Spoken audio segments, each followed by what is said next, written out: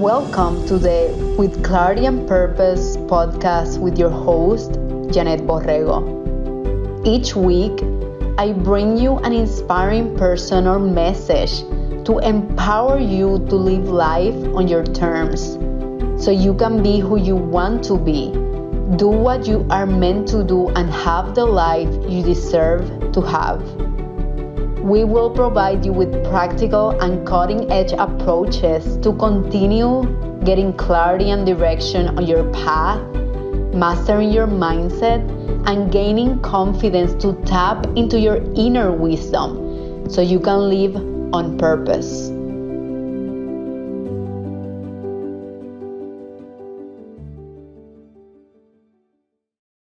Welcome to another episode of the With Clarity and Purpose podcast, and I am super excited to connect with you again.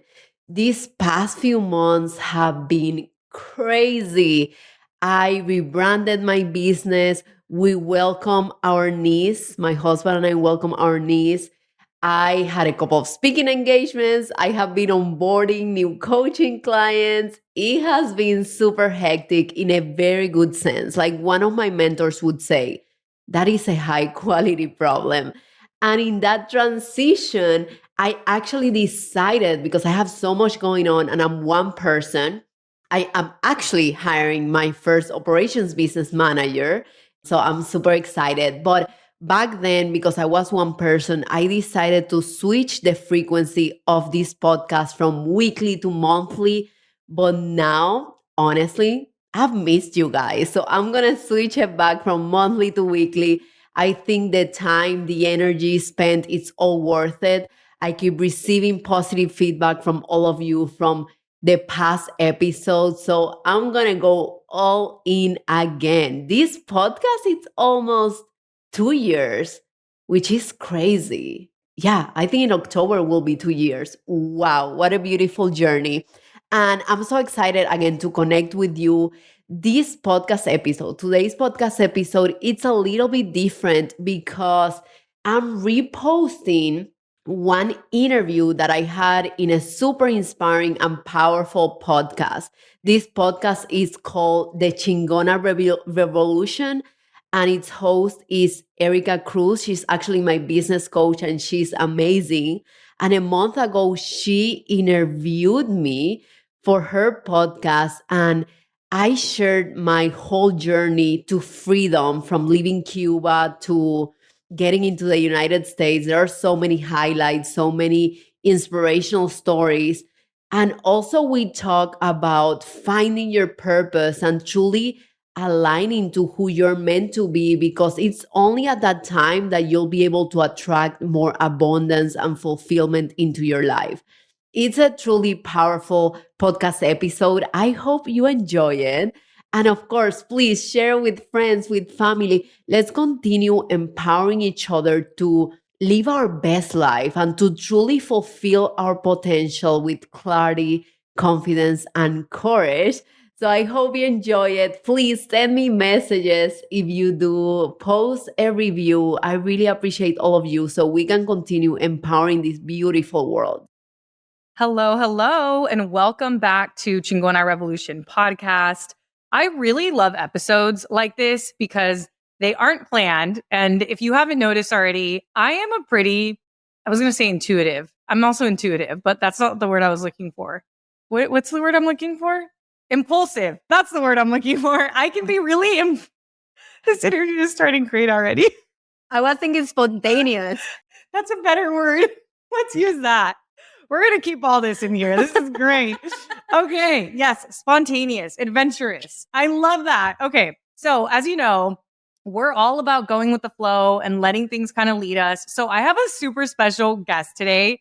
I am currently in Houston, Texas for a VIP day with one of my amazing private clients. I cannot wait to hype her up and tell you all about everything that she's been able to accomplish in the short time that we've been working together and just like what she's been able to accomplish in her life. So as we were sitting in her VIP day and we were talking about her story, I was like, people need to hear this story. So what did we do? We packed up our stuff, came to my Airbnb, and now we are sitting next to each other about to record this, I already know it's going to be amazing, podcast episode. So I have my private client here, Yanet Borrego, who is such a badass. Please introduce yourself. Tell us who you are and what you do. Well, first of all, thank you so much for having me here. I love this spontaneous and adventurous side of Erika. It's really hot outside. So we were literally commenting on how good of an idea this is of recording a podcast episode inside in your amazing Airbnb. So thank you for having me here. In the AC when it's 100 degrees outside. This is definitely the best place to be. It's really hot. So my name is Yanet Borrego, and I'm a purpose and mindset coach, and I help people fulfill their potential with clarity, courage, and confidence. And I think Erika and I, we have similar visions and missions, and we support similar people. So that's why we have connected at such deeper levels. I'm so thankful for you. We definitely vibe, that's for sure. So, okay. Obviously, you are this chingona, and it's just such an honor to work with you and support you. But take us back. Tell us a little bit about who is little Yanet? Like, where were you born? What was your childhood like? Tell us a little bit about those early years, because your life now is totally different than it was when you were a child. Totally different. So I was born in Havana, Cuba, the largest island in the Caribbean. And then I lived there until I was 9 years old. And I lived with my mom, who was single. My dad and her, they divorced when I was a baby. So I really didn't grow up with a father figure. My uncle was more of that father figure. And then my grandmother. We were just like a family of three, really small family. And my mom, since I was little, since I was born, she always had a dream. She had a dream that one day her daughter was going to have the freedom and the possibilities that she couldn't have, because Cuba is a communist country. So if you're born in Cuba, you don't have the freedom that you get to enjoy here in the United States. In Cuba, the government has most of the control, and that includes the control of the people who are born there. So, for example, if you want to visit a country, if you want to live somewhere else than in Cuba, that is not possible.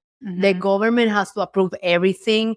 And the only two ways of living Cuba is, one, if you have family outside of Cuba, and two, if you're working for the Cuban government. That's it. Like, you cannot live just out of pleasure like we do here. And also the education is highly controlled. So one day she had a dream that her daughter, her only daughter, was going to have that freedom that she couldn't enjoy. But she didn't know how. She didn't know like the details, the logistics of how that was going to happen. But she had that dream. Yeah. So when I was 9 years old, she met my stepfather, who she married, and they were in love. And he was working for the Cuban government. And during that time, he actually got an assignment for the Cuban government to work in Mexico City for 3 years. 3 years only. After 3 years, we need to go back to Cuba again, because, I mean, there is not that freedom that we enjoy here.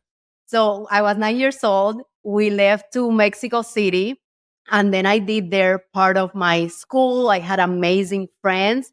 And when the 3 years mark hit, 1 week before going back to Cuba, we had the flight tickets and everything.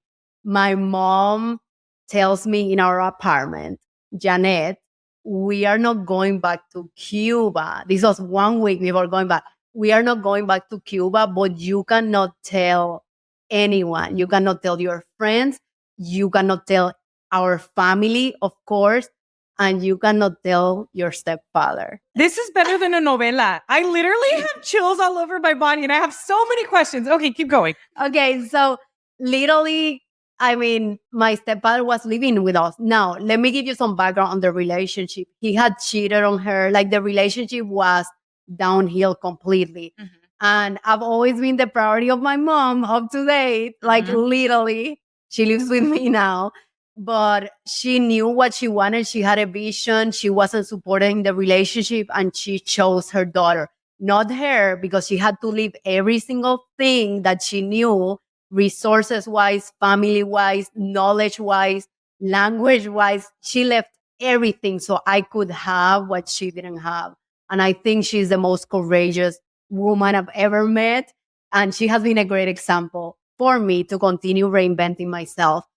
So I was like, okay. I mean, I was 12 years old. I'm like, okay, that makes sense. Yeah. I mean, that doesn't make sense, but I'm going to trust my mom. And that night, funny enough, my friends had organized a surprise party, my Mexican friends, a surprise party because I was going back to Cuba. And I went there and I couldn't tell anyone, no, I'm not going back to Cuba. We are just running away without no one knowing. So it was this process of being, oh my God, thank you. And they gave me so many toys, Erika, and so many cards. And this is going to be harsh what happened next, but we had to do it. After we came back to the apartment, my mom gave me scissors and she was like, we need to destroy all of these because we cannot take any of the things they gave you. Isn't that great? I mean, I know I was 12 years old, but thinking back, I'm like, wow, that's an intense thing to happen to a child. But I always trusted my mom. I knew this was for the better. And the day when we were running away arrived, and my stepfather, he went to his work at 4 a.m. And then after he left, my mom literally woke me up and she's like, okay, let's go. And we had the luggage ready because we were going back to Cuba, supposedly, but we were actually running away. Something crazy happened. So when I woke up and I started getting ready, he came back. I know, like, you're not going to believe it, but it was crazy. He came back because he forgot to drink coffee. And my mom was like, Janet, go back, act like you're asleep. I know. I'm like holding my breath over here. I mean, imagine, like, if I am my mom, I think I would have had an anxiety attack. I'm like, abort. Like, this is not happening. Literally, he came back because he forgot to drink his morning coffee. So he drank his coffee, he left, and then we finished preparing everything. And we had someone waiting for us downstairs. And then that person took us from Mexico City to Leon, Mexico. We went there. Someone from Puerto Rico was helping us, my mom's uncle. And we went there without knowing how long we were going to be hiding. We didn't leave a note. We didn't leave anything. So when he came back, he was like, where are these people? And then, of course, he needs to contact the government, the embassy. And at this point, they don't know, were we kidnapped or did we run away? I mean, they don't have the information to figure that out. We didn't leave anything.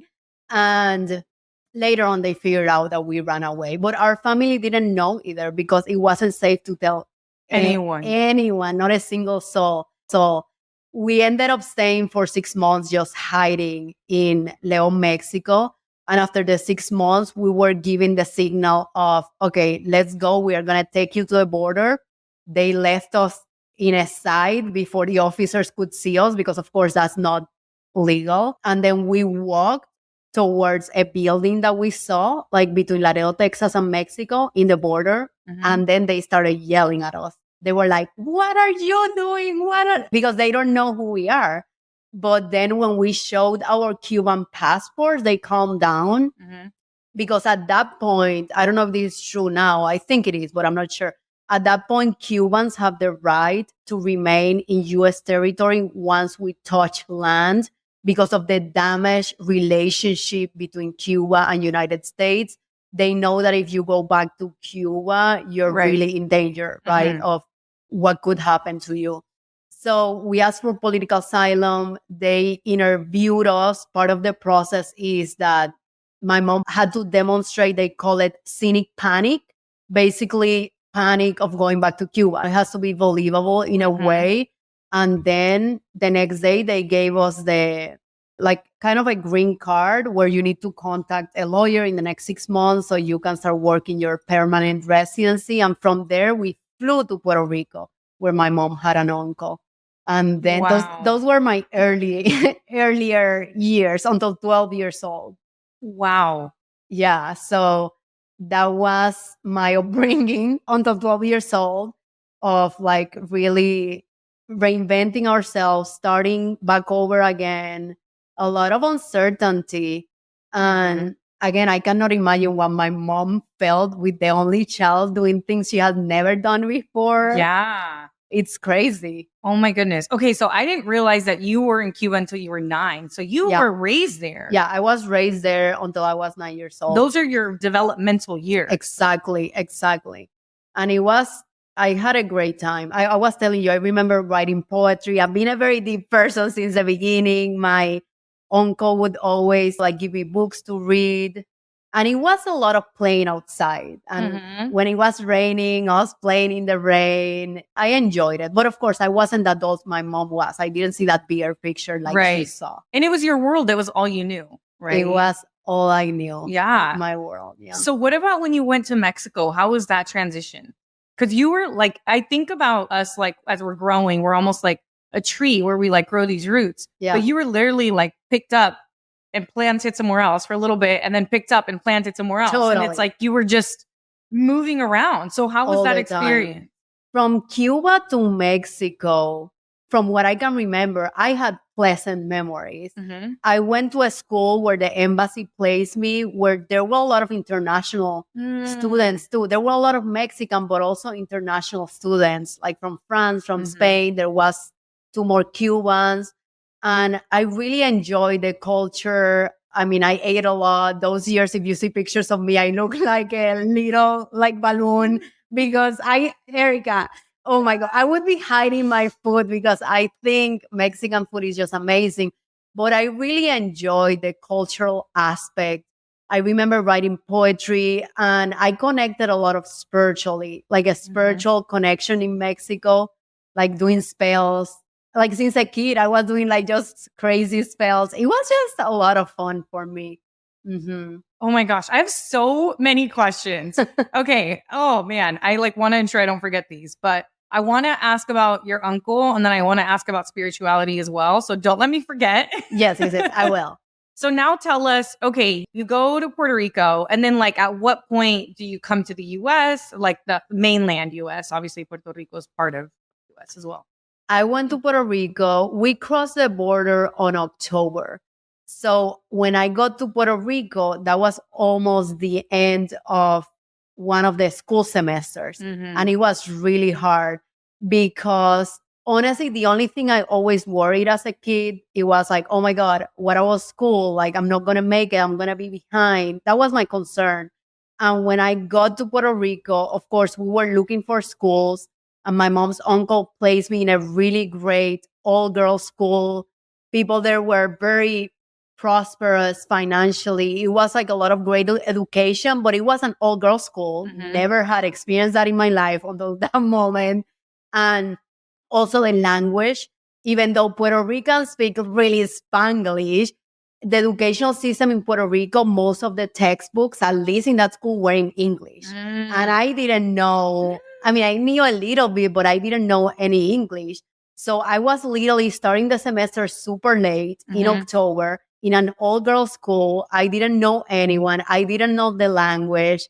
I think it was really overwhelming. And also I was in this society that was highly prosperous, which was different to my upbringing.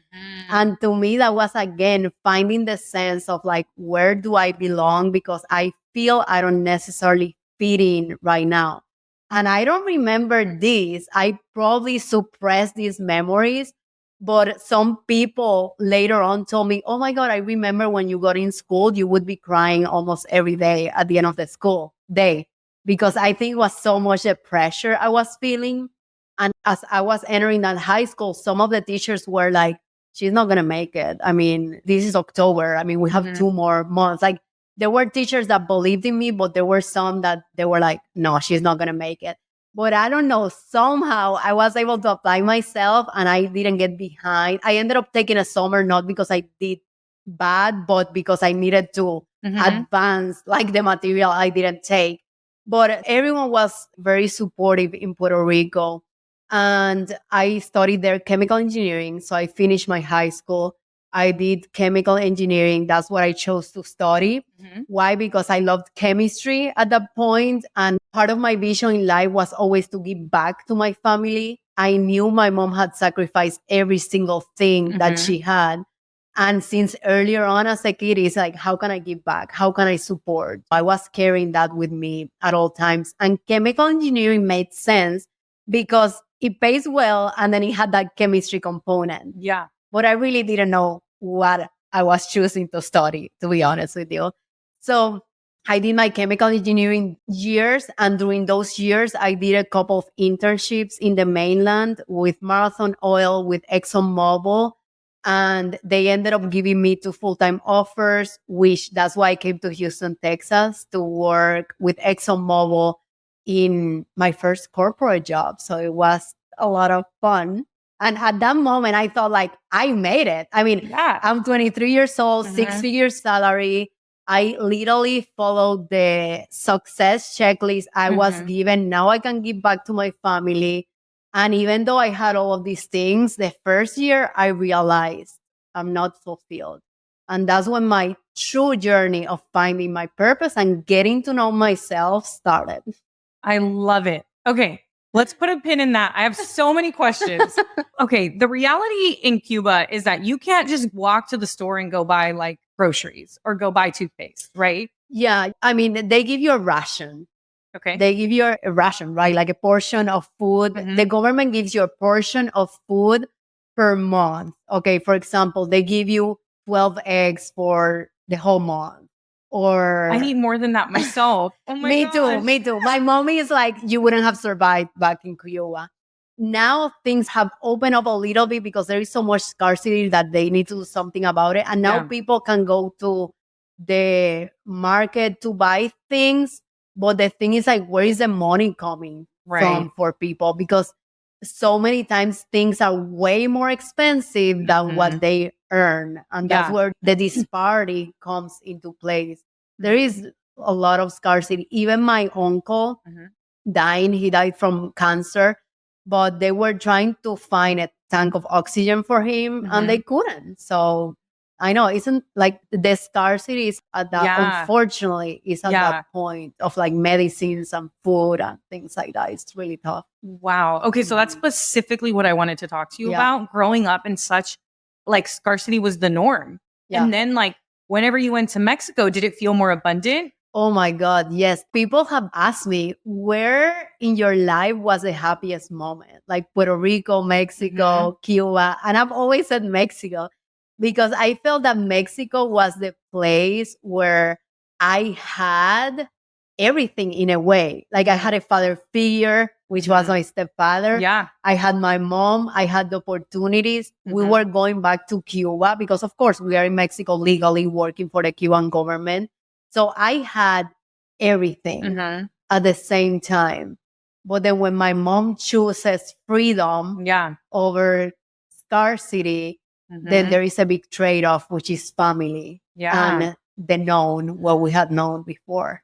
And then you go to Puerto Rico, where, like, in this school of Puerto Rico, obviously people are doing very well financially, right? Very So well. I guess, like, my question for you is how have you navigated literally your development years being in such scarcity and then being exposed to so much abundance? And how has that played a role into who you are now as a person and a business owner? I love it. I think how I navigated, Erica, to be honest, when I look back, I think I was in survival mode. Since a very young child, I was Yeah. like, how can I support? How can we survive? And when we are in survival mode and we are reacting, we don't create the abundance or the time to really dig deeper and be more proactive and ask the questions.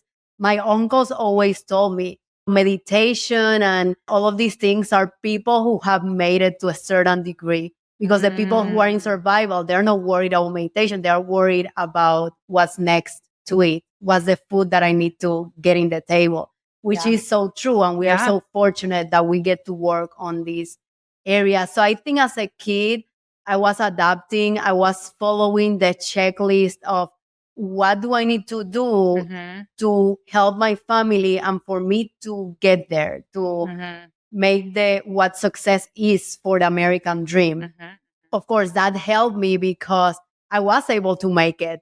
And thanks to that, I created abundance to go to personal development trainings, to hire mentors, hire coaches, which is what ultimately led me to more clarity and more purpose. Did I answer your question? Yeah. I don't even know what I asked anymore, but I am like, I feel I haven't answered all of it, but I think that's, oh, yes.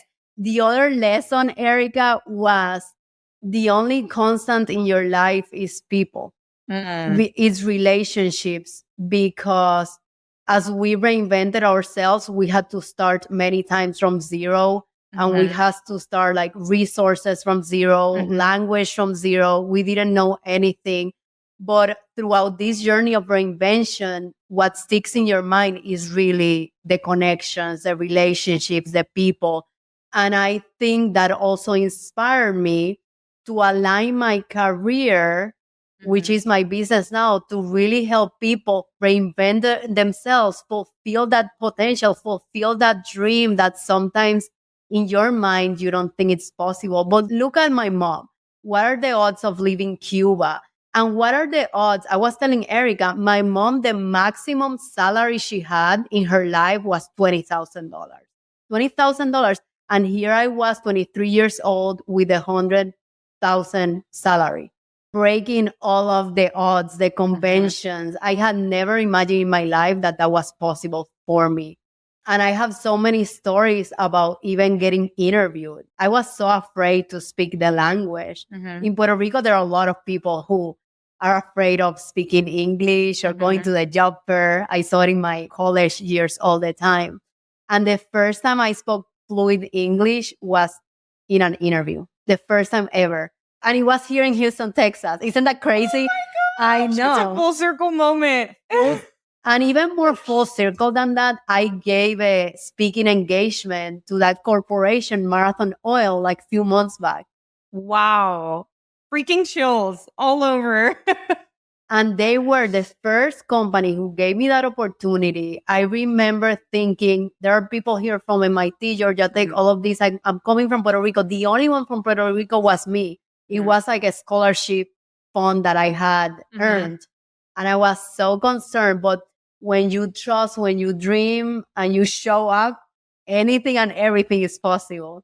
Yes. Oh, So okay. crazy. So many good things. I want to just quickly highlight, because we obviously have very different stories, Yes. but I feel like there's a lot of common themes. course. And one of those common themes is that our moms paved the way for us, right? Like, I mean, yeah, if you compare like how much money they make or what their life was like, it's not comparable, but like our lives wouldn't be possible without everything that they've done, right? So when I look at my mom, like, yeah, she's kind of traditional, but she's also a rebel herself. And she's been the one that made it okay for me to be a rebel. Even if she thinks I'm too much of a rebel, I'm like, woman, you're leading the way. So with your mom, like, you've already given her like so much credit, right? But yeah, like, what would your life be like if you were still in Cuba?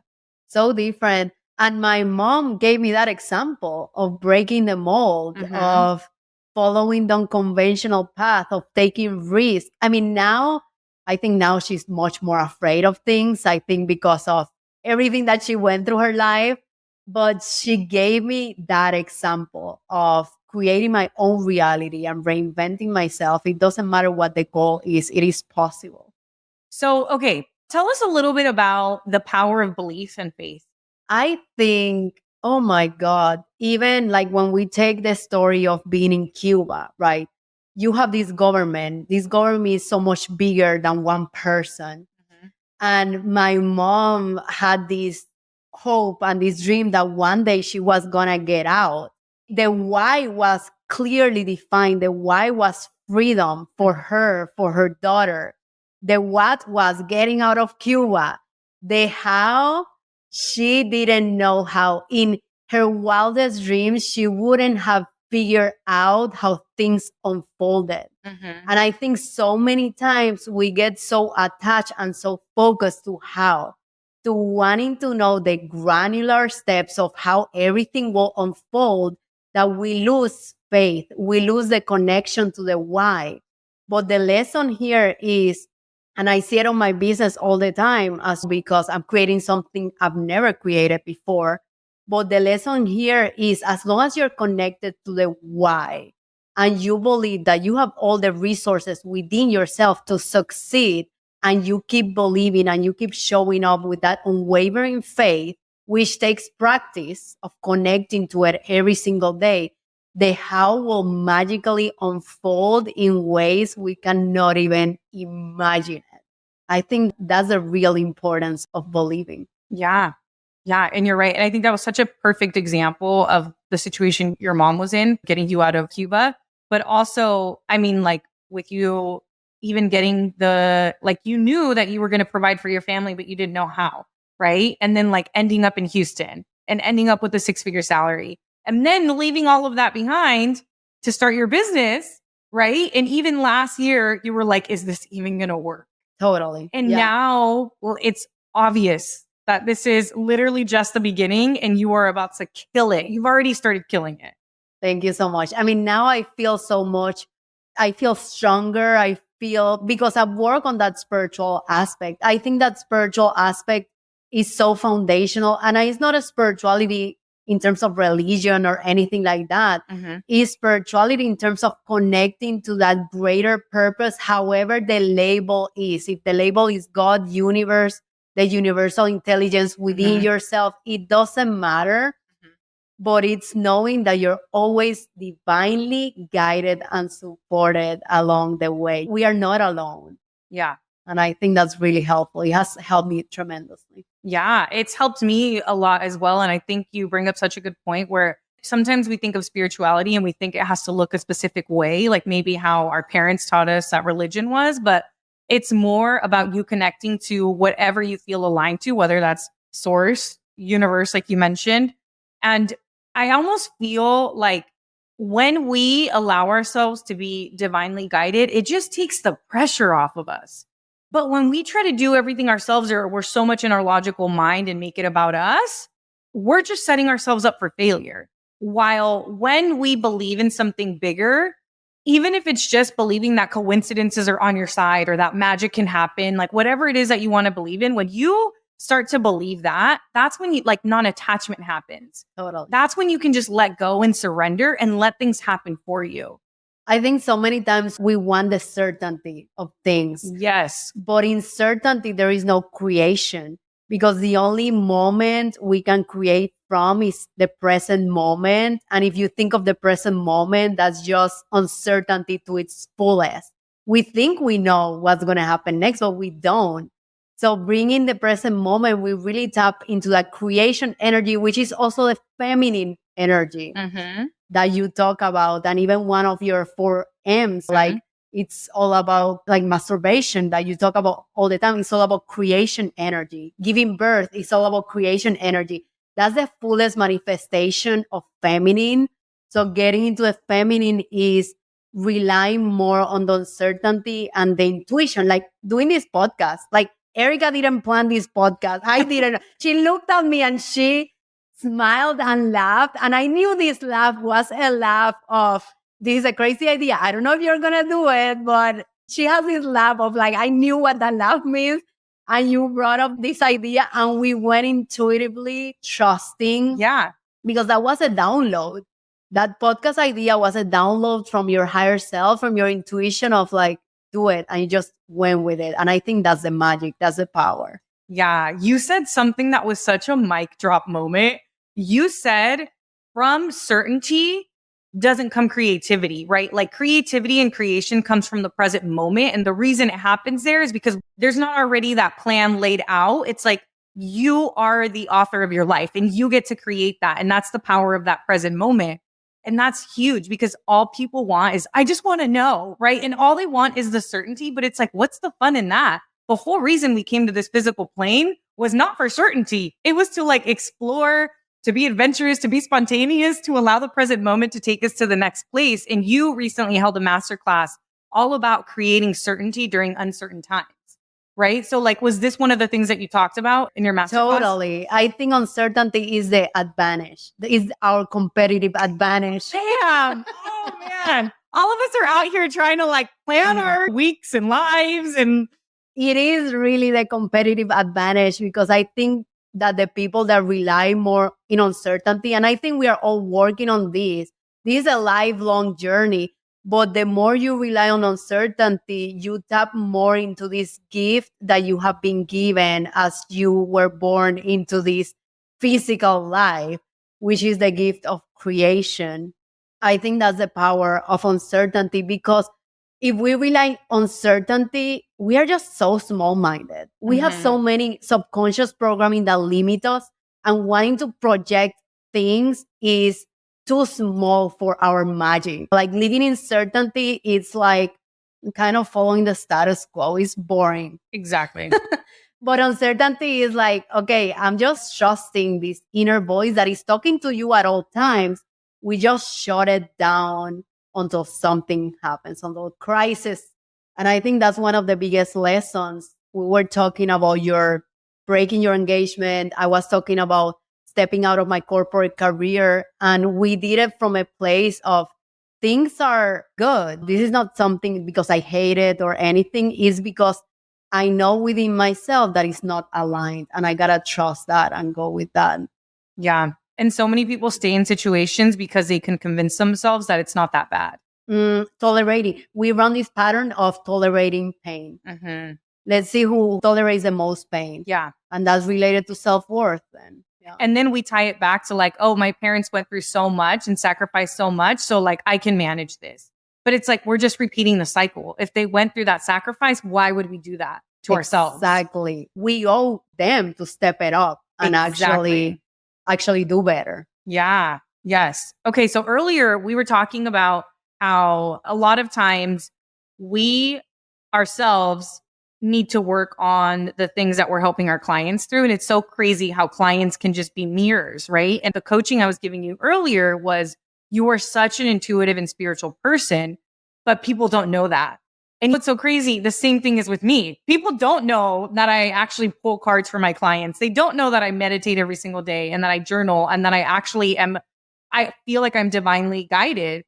So as you are the last private client that I took, and I'm so glad that we worked together. And she told me, she admitted she almost doesn't take me. Remember, Yes. You're like, I really thought about taking this call, but I guess you went with your gut and you did it. You broke in. I don't know how you got the link. It wasn't even available anymore. I don't remember, because now your calendars are grayed out, because I remember looking after and I'm like, I don't know how I got in.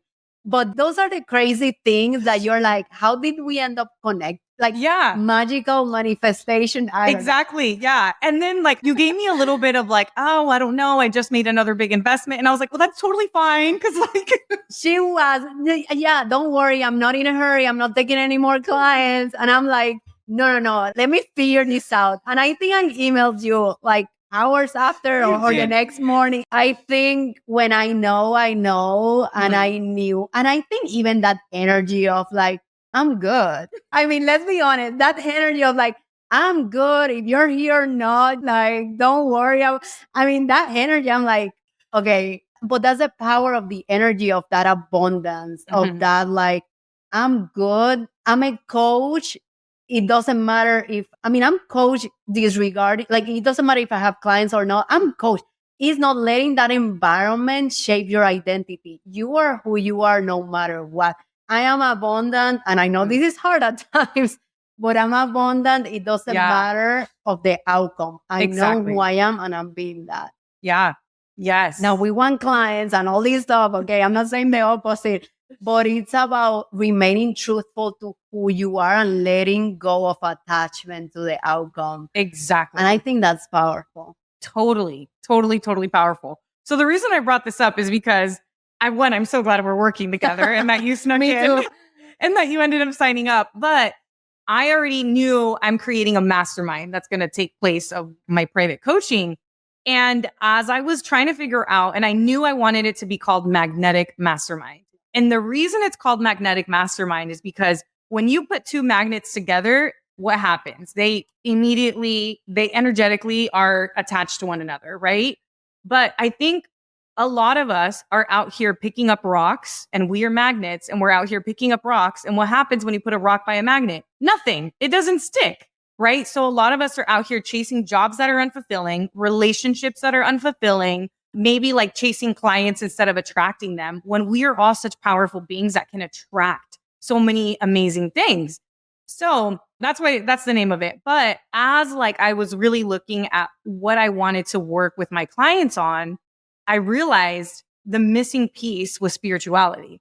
So what I decided is for this mastermind, it's focusing on 3 things. It's helping you improve your strategy because we all need strategy, but simple strategy, spirituality, and yourself. So it helps you improve those 3 things. So I think it's so crazy that I was giving you this coaching earlier and I was like, Erika, you needed that coaching like yourself. So we just end up being this mirror to one another for our clients. So now my question for you is, what is it that okay, wait, now I'm like jumping ahead in the story. You moved to Houston for work. You left it to start your business. So I want to ask you about your experience with your clients, but maybe tell us a little bit about that jump from going from a very successful career to becoming a business owner. What happened? Beautiful. So I started working in corporate as a process engineer and as a capital projects engineer.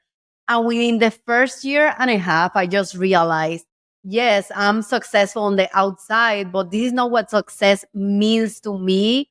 And I don't know what that is because I never asked myself, who am I? How do I work? Why do I think this way? So I knew that I had to do something in order to start gaining clarity on my purpose and who I was. So the first training I ever went was Unleash the Power Within with Tony Robbins. And I walked on fire, which was really funny because I'm like, I was in a refinery and I'm like, I'm sure these people, they don't think this is safe. Safety in a refinery is like number 1. And people were like, you walked on fire. And I'm like, yes, I did. And it was amazing. So I started investing on myself, getting surrounded by the community of people that I didn't have because I realized one pattern. Most people were unfulfilled, but they were too afraid to do something about it. And that motivated me for me to do something about it. And not only that, make of my purpose actually guiding and leading people to fulfill their potential and live out of love instead of out of fear. Because there is this fear epidemic. We are really leading our lives with fear. So I figured that out. Also, I had an anxiety attack because I was tolerating so much misalignment that the last piece that is going to yell, stop, is your body. So my body literally was like the last indication of this is not aligned with me, with an anxiety attack. And that moment, I started aligning my corporate career to my purpose. So I started aligning all the skills I needed in my corporate journey in order for one day to have my business, the business I have right now. So from engineering, I went to supply chain because it's services oriented, more people oriented. I was negotiating multi-million-dollar contracts with supplier, which was super fun. And it was a lot about behavior, about understanding people and how I can influence them. And I got my first coaching certification back in 2015. It was a leadership coaching certification under John Maxwell team. And I was using just all my corporate vacation in order to build my skills as a coach because I always knew that was my purpose as a coach and as a speaker. And then from supply chain, I went to consulting. Why? Because that was even more aligning to coaching, to that long-term vision that I have for myself. And I moved from ExxonMobil to Accenture. I really loved, at the beginning, I was like, oh my God, this is so different. I mean, consulting is just another piece. It's way more entrepreneurial, which was perfect because I started getting familiar with that piece. And I stayed 2 years there, loved it, did really well, was promoted to manager.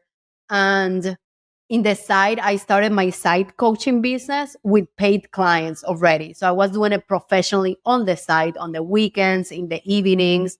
And 21, my uncle, which was like a father figure to me. And a mentor. He taught me about meditation, NLP. He taught me about most of the things I know today. Of course, I've been strengthening the content, the information, but he passed away from cancer and he had many dreams he couldn't fulfill. And for me, that was such a big wake up call of what am I waiting for? I have the foundations built. I have clients. I started getting referrals while working on corporate. I don't know if I'm going to live tomorrow. So I'm just going to take this leap of faith and make it happen. So again, I didn't hate my job.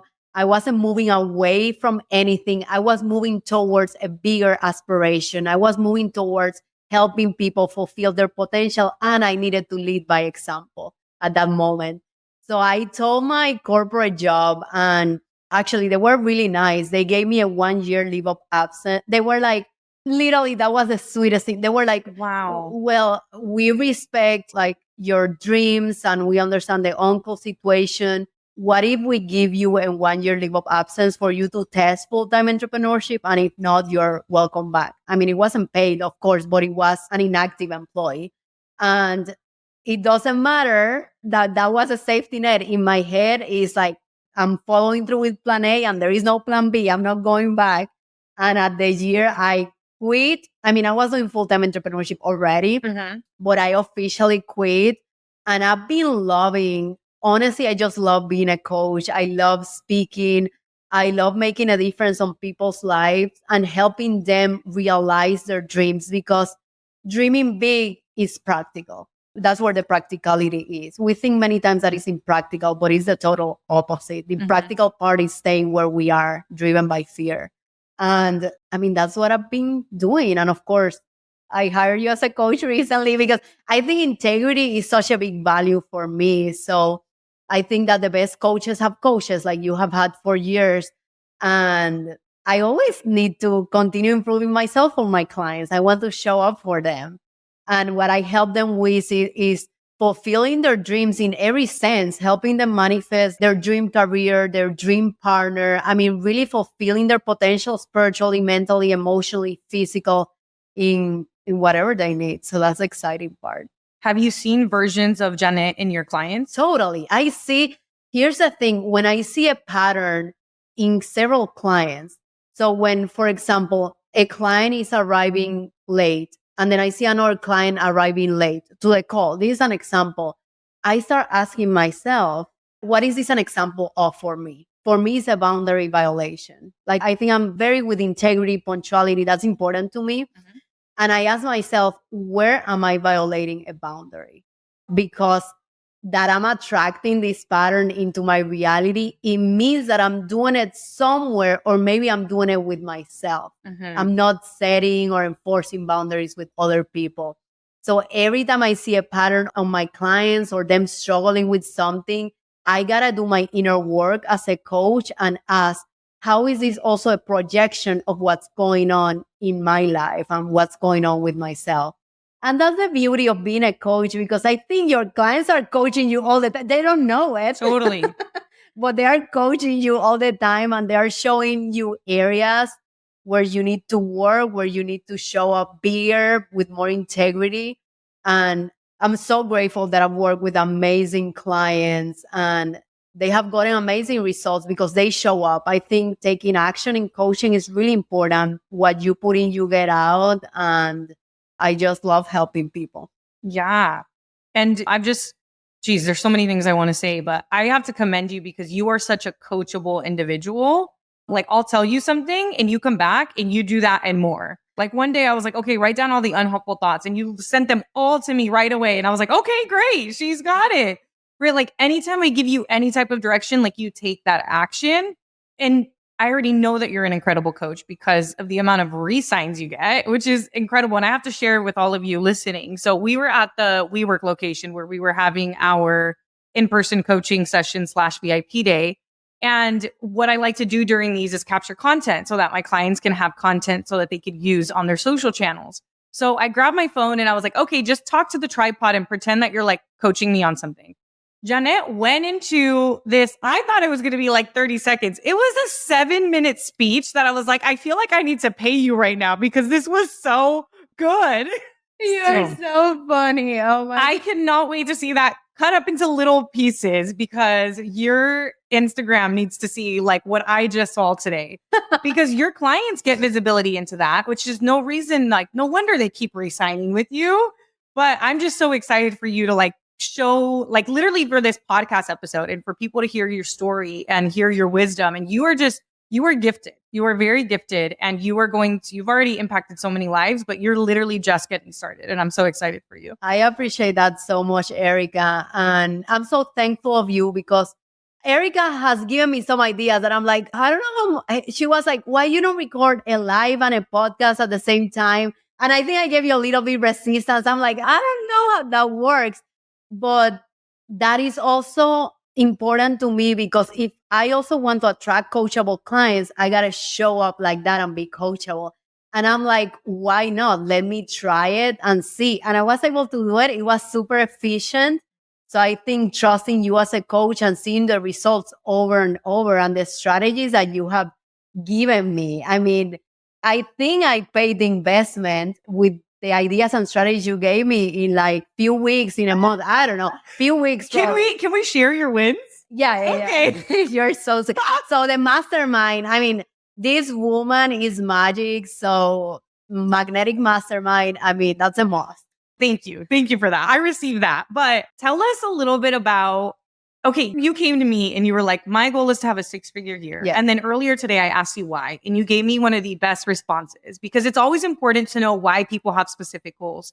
And your response was, if I am making enough money to survive and thrive, I can give back to my community even more. Totally. Because I'm not worrying about surviving if I have enough to give to myself and give to others. And that was like the best response.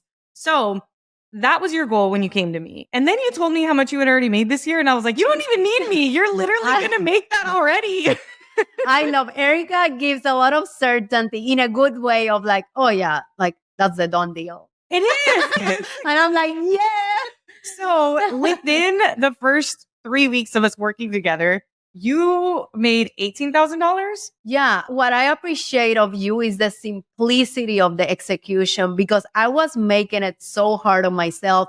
And I think it's because I had this belief of I have to work harder. If I want to make 6 figures, then I need to work twice what I worked last year.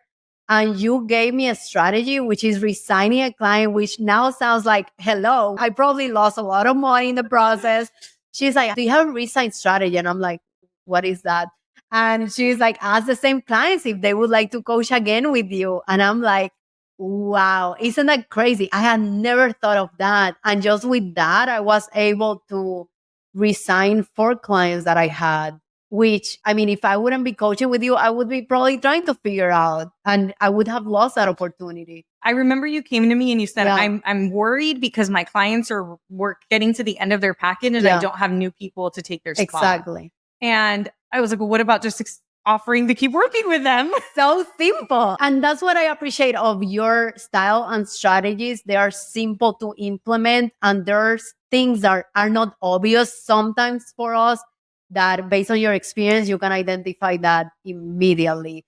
So yeah, I was able to resign the 4 clients, like which was $24K. Of course, I've raised my rates. Thanks. Yeah. She's like, think bigger, let's go bigger, which I appreciate because I need to be challenged. You also raise your speaking rate. Which Yeah, I raised my speaking after what I rate. just saw, I'm like, dang, we better like double that soon too. And also the speaking, I think it goes back to tapping into that uncertainty and letting things flow. Because she told me, just speak. I don't know what the heck I was going to speak about.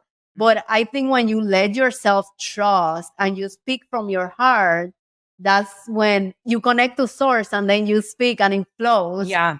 I think that's really powerful too when speaking. I couldn't agree with that more. I remember when I spoke on the stage of We All Grow, that was probably the biggest conference that I spoke at. So there was about 600 people there. And Wow. I'm talking about a vulnerable story of calling off an engagement and no note cards. You're timed. You have to be on time or else they turn off your mic. It was pretty intense. And I remember just before I went on, I was like, universe, use me as your vessel. Use me as your vessel. And the moment that I said that, everything else was just like, I'm going to say what needs to be said because it's not even me, whatever's channeling through me. So I think this is a great example of how tapping into spirituality can allow us to be more abundant because we're no longer making it about us. And we're just letting these things kind of come through us. And even like for this podcast, we didn't prepare any questions for this. This was just us conversating. Nothing. We just surrendered and allowed. Yeah. And made it fun. Made it so fun. Yeah. I think we, and I'm guilty of this, we take life so seriously, so rigid, and the certainty, wanting to have that certainty. But when you let go and you make it fun and you focus on serving and contributing, it changes your life completely. It does. It really, really does. So Is there anything that I did not ask you that you'd like to share with the podcast listeners? I think maybe the masterclass, the upcoming masterclass. Yes. Okay. Wait. Well, I was going to ask. I'm asking Erika.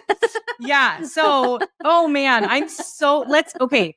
Because usually at the end, I'm like, how can people work with you? But no, I feel like this part requires a little bit more like an explanation of to why this topic is the one that you're having. So tell us, when is the masterclass? What's the title and topic, and who should attend? I love it. So the title of the masterclass is Permission to be Powerful. And why permission? Because we are the only ones who can give ourselves permission to think big, because most of us are playing small. We have blind spots in some areas. Permission to be powerful, how to lead with confidence and live with no regrets. Because this life is all about playing big, it's all about making the most impact you can and really fulfill that potential. I think this is for the people seeking more clarity, more confidence, or more courage to pursue their dreams so they can make a huge impact in this world. Permission to be powerful. If you're struggling with being powerful, with taking up space, if so many times we are given this advice, fake it until you make it. I am completely against that, because faking it presupposes that you cannot be you and succeed. You need to be someone else. You need to fake it in order to make it. So this masterclass is about the opposite. It's about permission to be powerfully you, yourself, who you are authentic, because that's the only way you're going to shine in this world. I feel like that topic was also a channel. Do you remember we were on the coaching call and I was like yelling in my home of excitement because it was so good. I was like, oh, I cannot wait for this. So can you tell us about a time in your life when you maybe gave your power to someone else, maybe an employer or looking for validation from others? And like, what helped you give yourself that permission to be powerful? Because now you know you're a powerful being. So tell us a little bit about that. And I forgot the date. It's actually on August 9th at 6 p.m. I forgot about that. 6 p.m. Central. 6 p.m. Central. So that's 4 p.m. if you are in Pacific time and 7 p.m. if you're on Eastern time. Totally. I think I'm going to go with the first moment that came to mind, because that's like trusting intuition. And it was in a romantic relationship. Okay. I was with this person for 3 years and a half. And he was an engineer too, but he also had a side business on teaching and dancing bachata. And he would travel the world. He would spend a lot of time just traveling. So my mind went to, well, I cannot travel as much. I cannot do the personal development training. So we get to spend time together. I was sacrificing my own happiness, my own goals, and my own pursuit of my purpose in order to kind of like have this fulfilling relationship, which really I wasn't receiving. It wasn't 50-50 or 100-100. Mm-hmm. It was like most of it, I was just maintaining that energy in that relationship. And I almost, because I was doing that, I almost didn't complete one of my neuro-linguistic programming certifications as a master practitioner. And I just had this big realization, because I started to have a lot of resentment towards myself. And I think resentment is such a big indicator, a red flag that we are not honoring our self-worth, our own boundaries. Yes. And as I started to get more resentment, I started to projecting that resentment everywhere around me. And I wasn't happy anymore. I wasn't fulfilled. Mm-hmm. And I kept communicating what I needed to my partner. Mm-hmm. And the actions didn't match the words. And I believe he was doing the best he can. This is nothing. He had his path and my path was different. Right. Completely. And how I played big and I stood into my power was I decided to end that relationship and truly honor and prioritize myself. I decided to choose myself. Mm-hmm. To realize that I didn't need to sacrifice my happiness to make others happy. I didn't need to please others to be able to be accepted. That the person that I needed to accept and dedicate that time was myself. So what I was seeking of him, I needed to give to myself. So many times what is Wow. missing in our lives, we want others to fulfill that Mhm. when we really need to give that to ourselves. So after that, I started aligning more and focusing more on my certifications, my business. And later on, I found the love of my life who I'm married to him. Last year, we got married and we are having a lot of fun. That is so beautiful. So if you are listening and you're like, I wonder if this is for me, this is for you if you are looking for permission to be powerful in relationships, in your family dynamics, in your workspace, in your career, or in entrepreneurship, in any of those areas. So my team will be sure to link the registration page down below in the show notes so that you can register. And then where can people connect with you? How can people find you and work with you? Yeah, so I have Instagram, Yanet with YB Coaching. I'm also in LinkedIn and Facebook, Yanet Borrego. And my website is ybcoaching.com. And I'm also a podcast host of With Clarity and Purpose. Amazing. I'll give you a copy of this so you can put it on with clarity. And I love that. You're so... I'm all about the efficiency. I love it. You're so giving. I love it. That's why I love Erika. You truly give based on what I've seen, you truly give from your heart. And that's why you're receiving too. Oh, thank you. Yeah, I mean, yeah. Well, and I'm just so excited for all your clips that are going to come out of this too, because so exactly. I had Yanet record herself on her phone while we did this interview because you said so many amazing things. I want to see a clip about the uncertainty piece. I want to see, there was like a few, I marked them down on here. Anyways, this was such a great way to spend the last part of your VIP day. And now we get to go to a really nice dinner. I've never been there, but you said it's I'm great. so excited. Oh my God. We are going to have so much fun too. Yes, we are. Thank you so much for coming on the show. Thank you so much, Erika. I really appreciate it. And thanks everyone for listening and tuning in. Cannot wait to connect. Yeah, be sure to tag us both if you took anything away from this podcast episode, and I will see you all next week. Thank you so much for listening at With Clarity and Purpose. I really hope you enjoyed today's episode. Sharing is caring. Please share with your friends and family so we can continue building an empowered community together. I'll see you next week.